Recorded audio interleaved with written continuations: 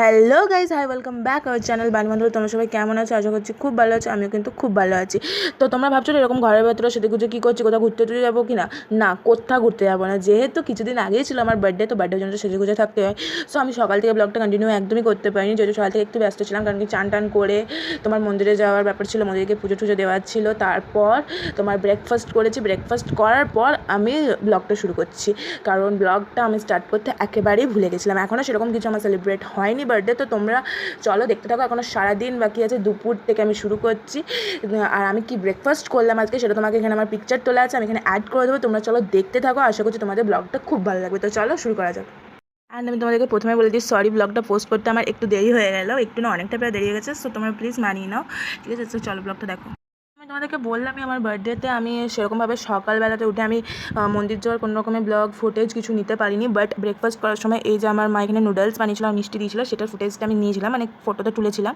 So এটাই আমি এখানে অ্যাড করে দিচ্ছি, তো তোমরা এটা দেখে নাও। আর কারণ কি এটা আমি নিতে পুরোটাই ভুলে গেছিলাম ভিডিওটা। সো চলো এবার ব্লগটা দেখতে থাকো। সো এই দেখো, এখন কিন্তু আমরা বাইরে এসেছিলাম, যেহেতু এখন আমার লাঞ্চের টাইম হয়নি, যেহেতু এখন 12টা 20 এরকম বাজে।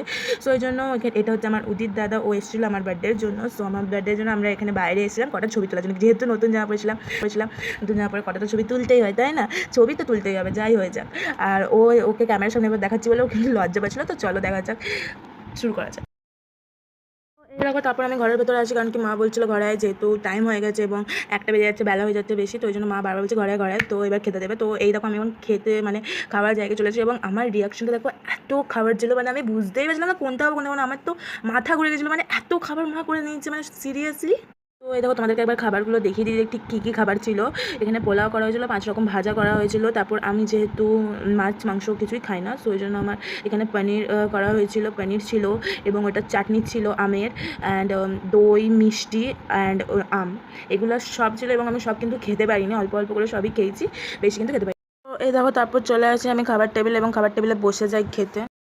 সো তোমরা দেখতেই পাচ্ছ আমি খেতে বসে গেছি এখন। তো আমি তোমাদেরকে খেতে বসে একটা কথা বলে দিই, আমি কিন্তু মর্নিংটা নাইট ব্লগটা মানে বার্থডে পার্টির আমি কিন্তু আলাদা করে দিচ্ছি, নাইটটা আলাদা করে দিচ্ছি আর মর্নিংটা আলাদা করে দিচ্ছি।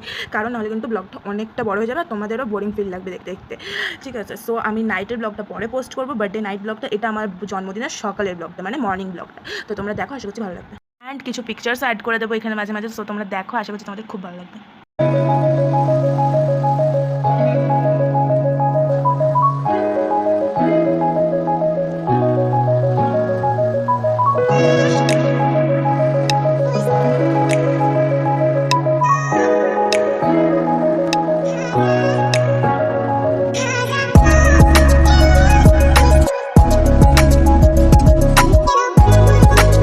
তারপর আমি কিন্তু খাবারটা মুখে দিই, যখন পোলাও আর পনিরটা মুখে দিই না, মানে জাস্ট রান্নাগুলো ওয়াও হয়েছিল, মানে দারুণ রান্না করেছিল মা, দারুণ খেতে কিন্তু হয়েছিল প্রত্যেকটা খাবার।